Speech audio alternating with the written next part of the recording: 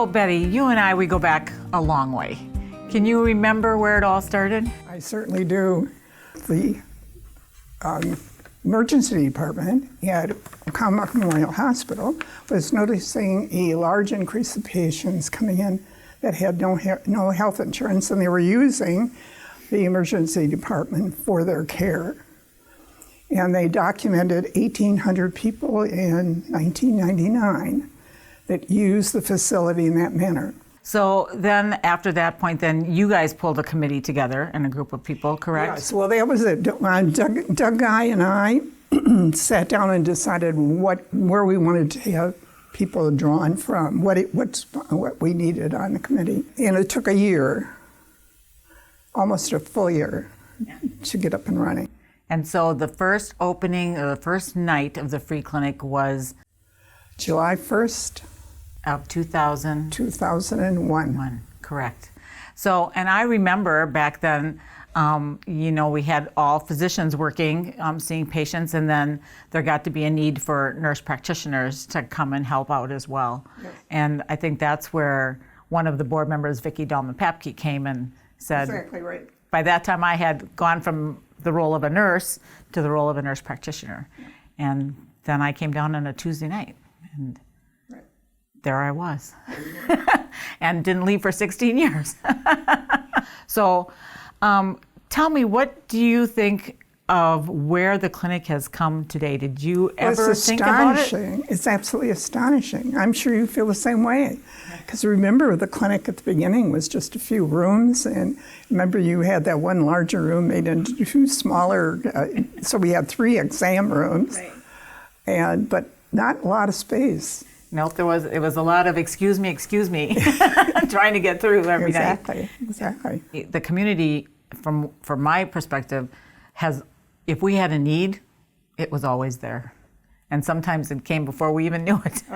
We took note of it when it happened, that here it is, another example of we need something. We know we need it, and it walks them through the door within days sometimes. You have the beautiful example of the person that walked in with that big check. Yeah, I can still remember I was the person who presented the bills at that time to the board at the meeting, and I was like, our pharmacy bill had grown so much that it was bigger than what we had left in the treasury, and I was like, what are we going to do? And that night, that gentleman walked in with that big check that was even more than what the pharmacy bill was, and I just remember crying in the clinic. I know. It's the only thing you could amazing. Do. But it happened time and again. It was like we needed a refrigerator. Somebody came in and donated one. We didn't ask for it. It just came. And it's just like, it's supposed to be that way. So, then we became, even bigger. We added on to the dental clinic. So that wasn't even something that we had thought about at that time.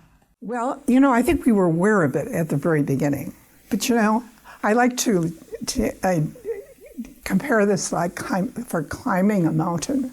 We had a big mountain to climb to get the thing started, and an even bigger mountain ahead with the dental clinic. There's another example of the community stepping up and providing what we need so that we could not only continue to give medical care, but add dental services. I think it's astonishing, and people don't believe it when we tell them about it. If we didn't have the volunteers that we have, I know that you always are big in the volunteer appreciation. Oh yes, of course. I had a lot of experience working with volunteers, when I was with the school system, and so you just you have to treasure your volunteers and know that they don't have to be there.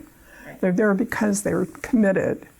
So when we think back, when we talk about statistics, our first year that we were open, how many patients, do you remember how many patients we took the first 6 months, we had 258 visits. Mm-hmm. And the first full year was about 600 visits. Yeah. So we weren't really that busy, and we were open once a week, just on Tuesday nights. Yeah. And then it got to be, the second year, it started to blossom. I remember when we had 12 patients one night, and I thought, whoa, I think I know where this is going.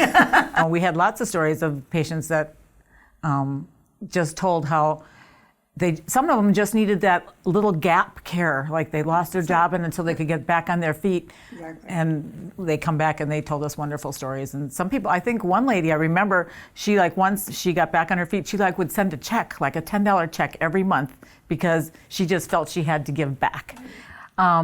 So what is it that makes you most proud of the clinic? What is? Well, you know, it's very hard. That question was asked me earlier. And it was very hard for me to pinpoint any one thing. I'm just proud of the organization and the people involved. At the very beginning, it was so new, and I don't think we had a particular vision at that point. We just wanted to get it going. We wanted to get it up and running. Sure, if my husband were here today, he would be just astonished with what has happened to him. He was so proud of it anyway. He would go down, you know, like maybe into a group of people, and he would always be greeted by, "How is the clinic doing?" Yeah, I remember him saying that. Yeah. "How is the clinic doing?" And he'd say, "It's just great." and it made him very proud. And I mean, through his dying day, I think he felt it. That was when and I feel that way. It also is a highlight of my life.